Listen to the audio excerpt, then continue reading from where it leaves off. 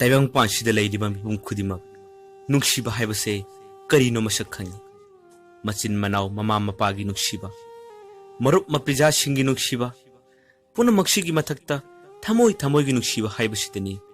Kanagu Mumio Karana, Nokshet Naragalian Kiba. Kanagu Mumio Karana, Mashagiba Punshibu, like Kata and among the Bachitazakiba. Nungshiba Gilambi the mighty duna, Nokshet Naralian Kraba. Khungang da pokchaba athoiba nahaki waribu mikup khradang ningsing jawani karigino nahak na ngasi phawba adumak ngauchat naba puchi amada len khiba chanchan amadi pari high school gi life da pisak piklingi gi hauna school amata da punna taminna rakhibani angang oidinga gi na sanaroi shaurak laga na marup loi aduga secondary amadi college ki taibang asidana nukshi chanaroi habado makhoi ani gi laibak ta tamlare piklingai degi loina rakpana thamoi ani ase amana amabu masak wonna khangna loine nongma phadok saunaba tarbasu thangnaba mikupta makhoi animak amana amabu uda dilengamde mamana bi kayada kadai de lehawi thengnabra mak kadai de chatki urakpra Tatan hangne. Lepam Japam Kangnade, Taxi Shondan one Kangnaze. Karigum hek Uragana, Mapi Tabamakai, Makoi and Makapmine. Yamna kan Nungshiba Gi Marini, Makoi ani the Sieliba. Makogi Colesta Tamlibam Punkudimak, Makoi Aniginushiwari, Kang the Valete. Makoi Aniginushiwari, Mipum Kudiman Kalaknavani. Nashidi, Makoi Aniginushinaba, Jahi Mari Surakle. College ki life solution kre pari di university da master amok tau thaki adubu chanchan master tau thaki de mapana kan honadana government service ama apply tau na honaki hanagum makhoi ani gi wadi sanaba pau phona bagi changdi khara watlugum tauki adubu thamoi ani gi nungsinabadi kaidonum da mayeng takide adubu khanghaudaba angawo noi nuksitpu Kanana Tingbangam Lugani Paridi Nupi Atopa Koiba Horaki Chanchandi Nupa Amatapa Hani Yankitavan Chanchana Ponta Wada Kon Waiting Labor Busy Labor Kaya Tingaraki Adobo Chanchangi Wakanda Pataba Amatusukalude Chanchan Bunukshibiba Mamandaba Mamanda Bishina Parina Honglapagi Maramda Wariki Ali Kiban Adobo Mahana Kaidon Tajakita Nongma Pariga Mahakanaw na Kangnaba Nupiduga Hotel Amada Paminaramado Chanchan na Urubani Numitudani Chanchan gi thamoy shokiba Chanchan gi thamoy kaikiba Pari Amadi Chanchan gi marakta Tattani yetnaba shaunaba horaki Chanchan na Thajaramba Mahakna thamlamba asapumba kaibada Chanchan thamoy shokna nungai kide Adobu Mahak Warga laigani haibagi wakano thadoki Magna Kanjaki, Nang Lady Wakul Adudagi, Aishu, Nupama Kanaraga Laigani Habagi Wakalamada, Chanchanna, Chap Leboraki, Matang Ashidani, Chanchanna, Kungangi, Jamlapunchiam Hinjaramba, Atoibaga Tinakiba. Chanchanna Atoibagi mobile number Loraga, Mrs. Haba, Pon Torakpa, Tatana Horaki. Ahanba Mikuptadi, Chanchanbo Masak Kangdabana Atoibana. Kaya kan thawsaki dabani nongma makhoi ani masak khangnasi haduna matam thanaki masak khangnaba numit adudani chanchan gi masak matau phajabada ubada athoibana ngaukiba ngasidi chanchal amadi athoiba makhoi anigi nungsi wari amamuk siamba horakle chanchan gi wakhanda athoibadi pungau ngauba haibadu oikre mikup khuding phone tawningba Mahaktaga Punduna Leminaningba, Wari Kaya Sananingba, Atoibada Tatana Paurakibani. Chanchangi Maramda Mahak, Nongmata Sukupna Hangudi. Chanchanna Mahakbu, Tamoshing Nukshibra, Nukshidabra Habdusu, Mahakna, Kangmusungam Kide. Adubu, Madi, Chanchangi the Maktapunsi Silebani Habagi Asada, Nungaiba Manglan Kaya Amada, Tatana Taudan Hingli.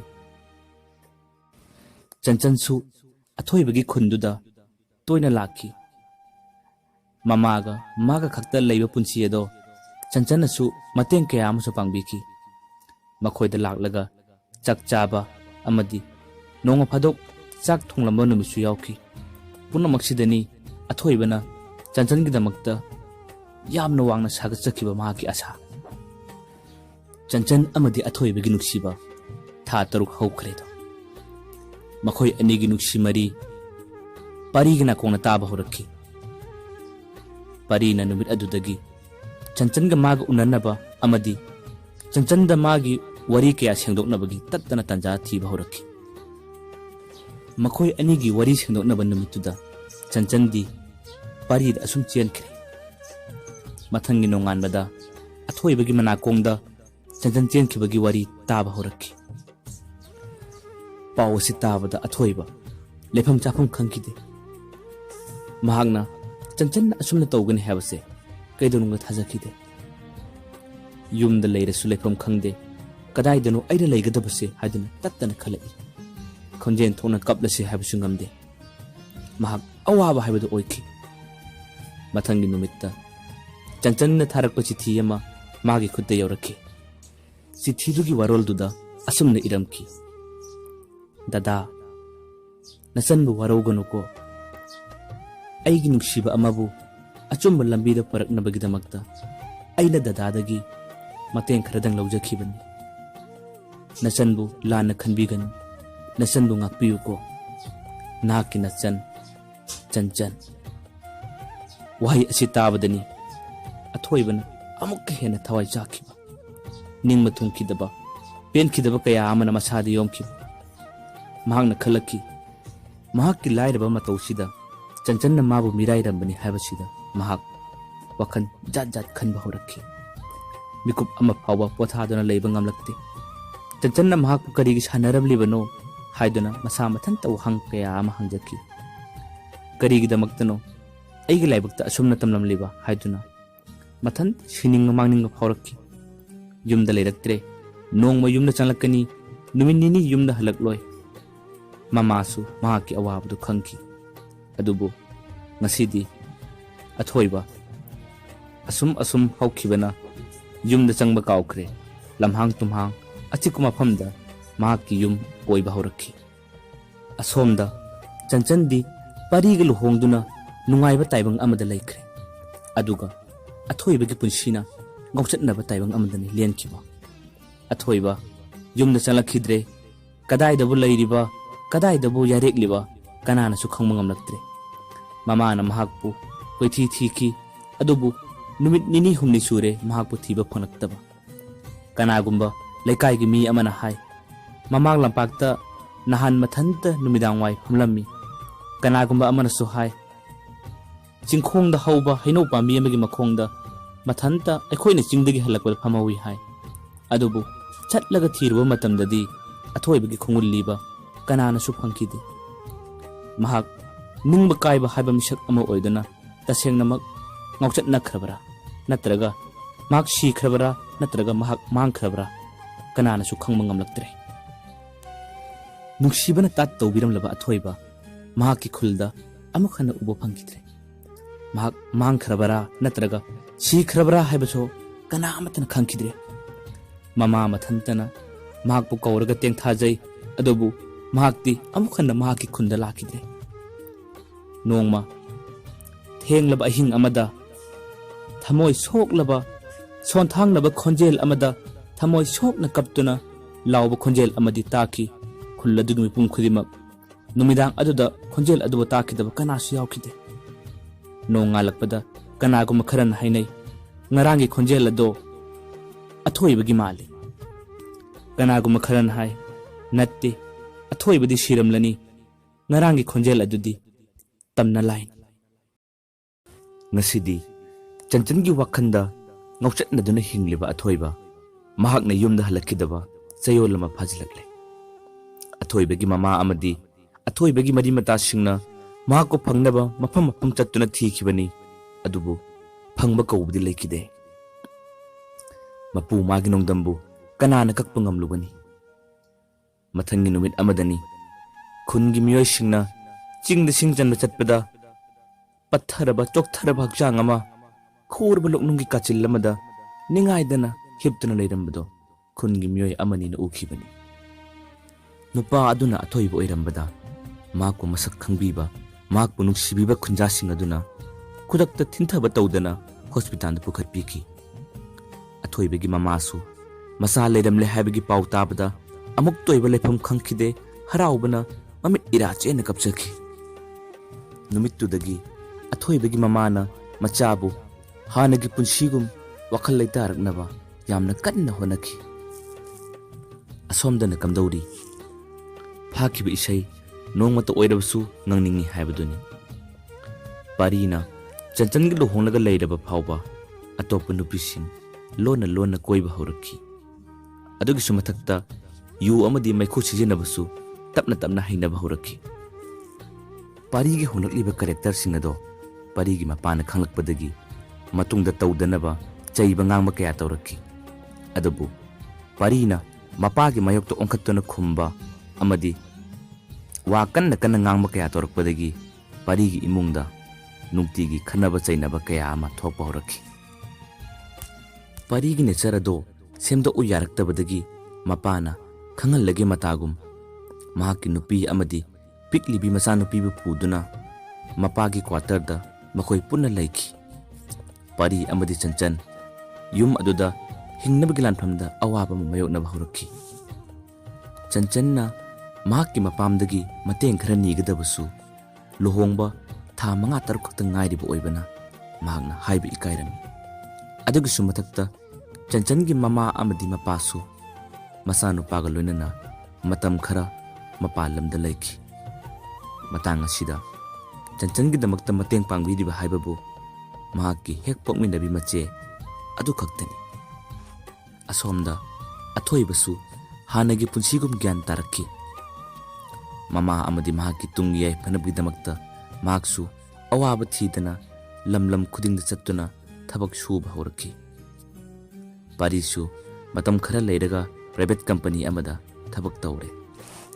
ꯊꯕꯛ ꯇꯧꯔꯕ ꯃꯇꯨꯡꯗꯁꯨ ꯄꯥꯔꯤꯅ ꯃꯈꯣꯏꯒꯤ ꯑꯣꯐꯤꯁꯇ ꯊꯕꯛ ꯇꯧꯃꯤꯟꯅꯕꯤ ꯑꯃꯁꯨ ꯀꯣꯏꯕ ꯍꯧꯔꯛꯈꯤ꯫ ꯃꯍꯥꯛꯅ ꯇꯧꯔꯤꯕ ꯑꯔꯣꯟꯕ ꯈꯨꯗꯤꯡꯃꯛ ꯆꯟꯆꯟꯅ ꯌꯨꯝꯗ ꯂꯩꯍꯧꯕꯅ ꯆꯟꯆꯟꯅ ꯈꯪꯕ ꯉꯝꯈꯤꯗꯦ꯫ ꯆꯟꯆꯟꯅꯗꯤ ꯄꯥꯔꯤꯕꯨ ꯀꯌꯥꯗ ꯄꯥꯝꯅ ꯅꯨꯡꯁꯤꯅ ꯂꯩꯖꯈꯤꯕ ꯑꯗꯨꯒ ꯄꯥꯔꯤꯅꯗꯤ ꯆꯟꯆꯟꯗ ꯃꯤꯀꯨꯞ ꯈꯨꯗꯤꯡꯒꯤ ꯅꯝꯊꯥꯛ ꯀꯌꯥꯗ ꯇꯧꯕꯤꯔꯤꯕ꯫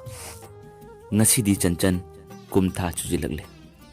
ꯃꯍꯥꯛꯅ ꯃꯁꯥ ꯅꯨꯡꯉꯥꯏꯇꯦ, ꯃꯇꯝ ꯈꯔ ꯁꯨꯇꯤ ꯂꯧꯕꯤꯌꯨ ꯍꯥꯏꯅ ꯄꯥꯔꯤꯗ ꯍꯥꯏꯖꯕꯅꯤ꯫ ꯑꯗꯨꯕꯨ ꯄꯥꯔꯤꯅꯗꯤ ꯁꯨꯇꯤ ꯂꯧ ꯍꯥꯏꯕꯗꯣ ꯈꯛ ꯌꯥꯈꯤꯗꯦ꯫ ꯈꯪꯍꯧꯗꯅ ꯅꯣꯡꯃ ꯅꯨꯃꯤꯗꯥꯡ ꯋꯥꯏꯔꯝ ꯑꯃ ꯆꯟꯆꯟ ꯃꯁꯥ ꯉꯝꯗꯕ ꯀꯟꯅ ꯍꯦꯟꯖꯤꯜꯂꯛꯈꯤ꯫ ꯄꯥꯔꯤꯗ ꯐꯣꯟ ꯀꯌꯥꯔꯛ ꯍꯟꯅ ꯇꯧꯕꯅꯤ, ꯑꯗꯨꯕꯨ ꯂꯥꯏꯟ ꯐꯪꯈꯤꯗꯦ꯫ ꯉꯥꯏꯍꯥꯛ ꯂꯩꯔꯒ ꯆꯟꯆꯟꯒꯤ ꯃꯆꯦꯁꯨ ꯀꯥꯔ ꯑꯃ ꯊꯧꯗꯨꯅ ꯂꯥꯛꯈꯤ꯫ ꯃꯈꯣꯏ ꯀꯌꯥꯔꯛ ꯍꯟꯅ ꯄꯥꯔꯤꯗ ꯐꯣꯟ ꯇꯧꯈꯤꯕꯅꯤ, ꯑꯗꯨꯕꯨ ꯂꯥꯏꯟ ꯐꯪꯗꯕꯗꯒꯤ ꯆꯟꯆꯟ ꯑꯃꯗꯤ ꯃꯍꯥꯛꯀꯤ ꯃꯆꯦ ꯑꯗꯨꯒ ꯃꯈꯣꯏꯒꯤ ꯈꯨꯟꯗ ꯂꯩꯔꯤꯕ ꯑꯁꯥ ꯅꯨꯄꯤꯗꯨꯒ ꯃꯈꯣꯏ ꯑꯍꯨꯝ ꯍꯣꯁꯄꯤꯇꯥꯜ ꯇꯝꯅ ꯒꯥꯔꯤ ꯊꯧꯒꯠꯂꯛꯈꯤ꯫ ꯑꯗꯨꯕꯨ ꯆꯟꯆꯟꯒꯤ ꯃꯔꯥꯏꯕꯛ ꯀꯌꯥꯗ ꯊꯤꯈ꯭ꯔꯕ ꯅꯨꯡꯁꯤꯠ ꯌꯥꯎꯕ ꯅꯣꯡꯅ ꯀꯟꯅ ꯂꯦꯞꯇꯨꯅ ꯆꯨꯁꯤꯜꯂꯛꯇꯨꯅ ꯍꯣꯁꯄꯤꯇꯥꯜ ꯌꯧꯒꯗꯕ ꯃꯤꯀꯨꯞ ꯈꯔꯗ ꯉꯥꯏꯔꯕ ꯄꯨꯡꯖꯥ ꯑꯗꯨꯗ ꯀꯥꯔ ꯑꯗꯣ ꯏꯁꯤꯡ ꯏꯆꯥꯎ ꯃꯔꯛ ꯑꯗꯨꯗ ꯊꯧꯕ ꯌꯥꯗꯗꯨꯅ ꯃꯁꯥꯅ ꯏꯁꯇꯥꯔꯠ ꯃꯨꯠꯈꯤꯔꯝꯃꯤ꯫ ꯅꯨꯄꯤ ꯉꯥꯛꯇ ꯆꯠꯄ ꯑꯣꯏꯕꯅ ꯀꯅꯥꯅ ꯀꯅꯥꯕꯨ ꯃꯇꯦꯡ ꯄꯥꯡꯍꯜꯂꯨꯅꯤ? ꯃꯈꯣꯏ ꯑꯍꯨꯝ ꯌꯦꯡꯅꯕ ꯇꯥꯕꯅꯤ꯫ ꯑꯁꯣꯝꯗꯅ ꯆꯟꯆꯟꯒꯤ ꯑꯅꯥꯕꯅ ꯀꯟꯅ ꯍꯦꯟꯖꯤꯜꯂꯛꯂꯤꯕ꯫ ꯅꯨꯃꯤꯗꯥꯡꯁꯨ ꯑꯣꯏꯁꯤꯟꯈ꯭ꯔꯦ꯫ ꯆꯟꯆꯟꯒꯤ ꯃꯆꯦꯅ ꯀꯥꯔꯗꯒꯤ ꯀꯨꯝꯊꯔꯒ ꯃꯃꯤꯠꯇ ꯏꯔꯥ ꯆꯦꯜꯂꯒ ꯃꯆꯟ ꯅꯨꯄꯤꯒꯤ ꯃꯇꯧꯗꯨꯗ ꯌꯦꯡꯉꯝꯗ꯭ꯔꯕ ꯈꯣꯟꯖꯦꯜꯗ ꯀꯅꯥ ꯂꯩꯕꯒꯦ, ꯃꯇꯦꯡ ꯄꯥꯡꯕꯤꯌꯨ ꯍꯥꯏꯅ ꯊꯃꯣꯏ ꯁꯣꯛꯅ ꯂꯥꯎꯔꯛꯈꯤ꯫ ꯃꯤꯀꯨꯞ ꯑꯁꯤꯗꯅꯤ ꯂꯝꯕꯤ ꯃꯄꯥꯟꯗ ꯊꯕꯛ ꯁꯨꯗꯨꯅ ꯈꯣꯂꯥꯗ ꯂꯩꯔꯤꯕ ꯑꯊꯣꯏꯕ ꯑꯃꯗꯤ ꯃꯍꯥꯛꯀꯤ ꯃꯃꯥꯟꯅꯕꯁꯤꯡꯅ ꯇꯥꯈꯤꯕ꯫ ꯈꯨꯗꯛꯇ ꯑꯊꯣꯏꯕ ꯑꯃꯗꯤ ꯃꯍꯥꯛꯀꯤ ꯃꯃꯥꯟꯅꯕ ꯑꯅꯤꯒ ꯂꯣꯏꯅꯅ ꯈꯣꯟꯖꯦꯜ ꯑꯗꯨ ꯇꯝꯅ ꯆꯦꯟꯁꯤꯜꯂꯛꯈꯤ꯫ ꯑꯍꯥꯟꯕꯗ ꯀꯥꯔ ꯑꯗꯨꯕꯨ ꯌꯥꯅꯕ ꯃꯈꯣꯏ ꯑꯍꯨꯝꯅ ꯌꯥꯝꯅ ꯀꯟꯅ ꯏꯟꯗꯅ ꯏꯁꯇꯥꯔꯠ ꯍꯧꯅꯕ ꯍꯣꯠꯅꯈꯤ꯫ ꯉꯥꯏꯍꯥꯛꯀꯤ ꯃꯇꯨꯡꯗ ꯀꯥꯔ ꯑꯗꯨꯒꯤ ꯃꯅꯨꯡꯗꯒꯤ ꯅꯍꯦꯕꯒꯤ ꯈꯣꯟꯖꯦꯜ ꯑꯃꯗ ꯍꯤꯛꯅ ꯍꯤꯛꯅ ꯀꯞꯄ ꯈꯣꯟꯖꯦꯜ ꯑꯃ ꯇꯥꯕꯗ ꯑꯊꯣꯏꯕꯅ ꯂꯩꯊꯣꯛꯂꯒ ꯌꯦꯡꯂꯨꯕꯅꯤ꯫ ꯃꯤꯀꯨꯞ ꯑꯗꯨꯗꯅꯤ ꯆꯟꯆꯟꯒꯤ ꯅꯨꯡꯁꯤꯔꯕ ꯃꯄꯤ ꯏꯔꯥꯆꯦꯟ ꯃꯥꯏꯊꯣꯡ ꯑꯗꯨ ꯎꯕꯗ ꯑꯊꯣꯏꯕ ꯂꯩꯃꯥꯏꯗ ꯂꯣꯡꯅ ꯇꯥꯈꯤ꯫ ꯐꯅ ꯅꯨꯡꯉꯥꯏꯗꯕ ꯄꯦꯟꯖꯗꯕ ꯀꯌꯥ ꯑꯃ ꯂꯩꯔꯕꯁꯨ ꯃꯤꯀꯨꯞ ꯑꯁꯤꯕꯨ ꯂꯪꯊꯣꯛꯂꯒ ꯑꯊꯣꯏꯕꯅ ꯀꯝꯗꯧꯅ ꯆꯠꯀꯅꯤ? ꯁ꯭ꯇꯥꯔꯠ ꯌꯥꯗ꯭ꯔꯕ ꯀꯥꯔ ꯑꯗꯨꯕꯨ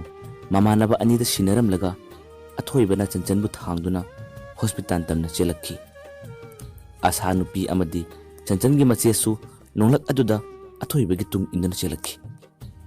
ꯍꯣꯁꯄꯤꯇꯥꯜ ꯌꯧꯔꯦ꯫ ꯗꯣꯛꯇꯔꯅ ꯑꯣꯄꯔꯦꯁꯟ ꯇꯧꯒꯅꯤ, ꯕ꯭ꯂꯗ ꯈꯔ ꯊꯧꯔꯥꯡ ꯇꯧꯕꯤꯌꯨ ꯍꯥꯏꯔꯛꯄꯗꯒꯤ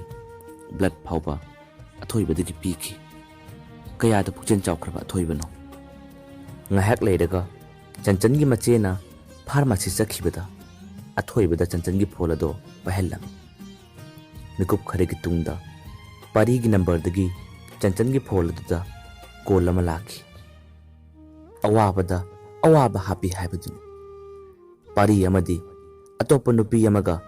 ꯔꯦꯁꯇꯨꯔꯦꯟꯗ ꯑꯣꯛꯇꯕ ꯊꯕꯛ ꯆꯠꯂꯝꯕꯗꯒꯤ ꯃꯩꯔꯥ ꯄꯥꯏꯕꯤꯁꯤꯡꯅ ꯐꯥꯗꯨꯅ ꯃꯍꯥꯛꯄꯨ ꯀꯩꯅꯥ ꯀꯠꯂꯒ ꯄꯥꯔꯤꯒꯤ ꯅꯝꯕꯔꯗꯒꯤ ꯇꯧꯔꯛꯄ ꯐꯣꯜ ꯑꯣꯏꯔꯝꯈꯤ꯫ ꯐꯤꯚꯝ ꯑꯁꯤꯗ ꯆꯟꯆꯟꯒꯤ ꯇꯨꯡꯒꯤ ꯄꯨꯟꯁꯤꯒꯤꯗꯃꯛ ꯈꯜꯂꯨꯕꯗ ꯑꯊꯣꯏꯕ ꯃꯃꯤꯠꯇꯒꯤ ꯃꯄꯤ ꯇꯥꯗꯨꯅ ꯍꯤꯛꯅ ꯍꯤꯛꯅ ꯀꯞꯄ ꯍꯧꯔꯛꯈꯤ꯫ ꯃꯍꯥꯛ ꯍꯣꯁꯄꯤꯇꯥꯜꯁꯤꯗ ꯃꯤꯀꯨꯞ ꯑꯃ ꯐꯥꯎꯕ ꯂꯩꯅꯤꯡꯂꯛꯇ꯭ꯔꯦ꯫ ꯉꯥꯏꯍꯥꯛ ꯂꯩꯔꯒ ꯀꯅꯥꯗꯁꯨ ꯄꯥꯎ ꯑꯃ ꯐꯥꯎ ꯄꯤꯔꯝꯕ ꯇꯧꯗꯅ ꯃꯍꯥꯛ ꯍꯣꯁꯄꯤꯇꯥꯜꯗꯣ ꯊꯥꯗꯣꯛꯇꯨꯅ ꯂꯣꯟꯅ ꯆꯠꯈꯤꯔꯝꯃꯤ꯫ ꯆꯟꯆꯟꯁꯨ ꯃꯆꯥꯅꯨꯄꯤ ꯑꯃ ꯐꯪꯂꯦ꯫ ꯑꯗꯨꯕꯨ ꯃꯆꯥꯅꯨꯄꯤ ꯐꯪꯂꯕꯁꯨ ꯑꯊꯣꯏꯕꯗ ꯊꯥꯒꯠ ꯋꯥꯍꯩ ꯑꯃ ꯐꯥꯎ ꯍꯥꯏꯕ ꯉꯝꯍꯧꯗꯕꯗꯣ ꯃꯍꯥꯛ ꯋꯥꯈꯜ ꯌꯥꯝ ꯅꯨꯡꯉꯥꯏꯔꯝꯗꯦ꯫ ꯅꯔꯁ ꯑꯃ ꯆꯪꯂꯛꯇꯨꯅ ꯆꯟꯆꯟꯗ ꯑꯊꯣꯏꯕꯅ ꯄꯤꯔꯝꯕꯅꯤ ꯍꯥꯏꯗꯨꯅ ꯆꯤꯊꯤ ꯑꯃ ꯄꯤꯔꯛꯏ꯫ ꯋꯥꯔꯣꯜ ꯑꯗꯨꯗ ꯑꯁꯨꯝꯅ ꯏꯔꯝꯈꯤ: ꯆꯟꯆꯟ, ꯑꯩꯒꯤ ꯃꯃꯥꯡꯒꯤ ꯃꯄꯣꯛꯇ ꯀꯔꯤ ꯏꯔꯥꯜ ꯂꯪꯖꯔꯨꯕꯒꯦ? ꯍꯟꯗꯛꯀꯤ ꯃꯄꯣꯛ ꯑꯁꯤꯗ ꯅꯪꯒ ꯂꯣꯏꯅꯕ, ꯅꯪꯒ ꯁꯥꯒꯣꯟꯅꯕ ꯑꯋꯥꯕ ꯋꯥꯔꯤ ꯉꯥꯛꯇ ꯑꯩꯒꯤ ꯁꯔꯨꯛ ꯑꯣꯏꯅ ꯇꯝꯂꯝꯂꯤꯕꯅꯣ? ꯉꯁꯤꯒꯤ ꯑꯍꯤꯡꯁꯤꯅ ꯂꯣꯏꯈ꯭ꯔꯒ ꯍꯌꯦꯡꯒꯤ ꯑꯌꯨꯛ ꯂꯥꯛꯀꯅꯤ ꯈꯜꯂꯨꯕꯗ ꯑꯩ ꯅꯪꯒꯤꯗꯃꯛ ꯌꯥꯝꯅ ꯀꯞꯂꯤ꯫ ꯅꯪꯒꯤ ꯄꯥꯎ ꯇꯥꯔꯣꯏꯗꯕ,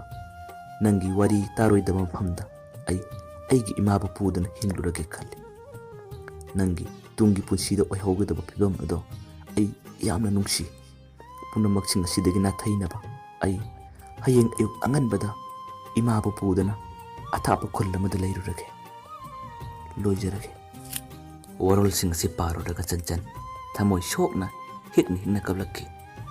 ꯃꯈꯨꯠꯇ ꯃꯥꯒꯤꯗꯃꯛꯇꯅꯤ ꯍꯥꯏꯗꯨꯅ ꯄꯤꯔꯛꯂꯕ ꯃꯅꯤ ꯑꯃꯕꯨ ꯃꯤꯔꯥꯏꯔꯨꯕ ꯃꯍꯥꯛ ꯅꯤꯡꯕ ꯊꯨꯡꯗꯅ ꯑꯁꯨꯝ ꯂꯦꯟꯈꯤ꯫ ꯑꯗꯨꯒ ꯀꯠꯊꯣꯛꯄ ꯑꯃꯗꯤ ꯊꯧꯖꯥꯟꯇꯅ ꯌꯣꯝꯈꯤꯕ ꯑꯊꯣꯏꯕ ꯃꯍꯥꯛꯅ ꯃꯃꯥꯕꯨ ꯄꯨꯗꯨꯅ ꯈꯨꯟ ꯊꯥꯗꯣꯛꯇꯨꯅ ꯆꯠꯈ꯭ꯔꯕꯁꯨ ꯃꯍꯥꯛꯀꯤ ꯃꯃꯥ ꯑꯃꯗꯤ ꯃꯥꯒꯤ ꯇꯨꯡꯒꯤ ꯂꯣꯏꯅꯕꯤꯒꯤ ꯄꯨꯟꯁꯤꯗ ꯅꯨꯡꯉꯥꯏ ꯌꯥꯏꯐꯕ ꯄꯨꯟꯁꯤ ꯑꯃꯗ ꯍꯤꯡꯈꯤ꯫